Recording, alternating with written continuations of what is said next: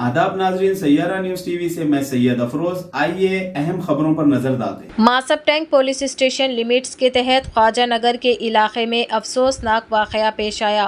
एक 11 साल लड़का जिसका नाम सलमान बताया जा रहा है, जो 14 जनवरी कल से लापता था, जिसके बाद इसको तलाश किया जा रहा था, लेकिन आज इस मासूम लड़के की नाश एक ज़ेरे तामीर इमारत की छत से दस्तयाब हुई। जैसे ही इस बात की इत्तला मिली, सारे इलाके में गम की लहर दौड़ गई।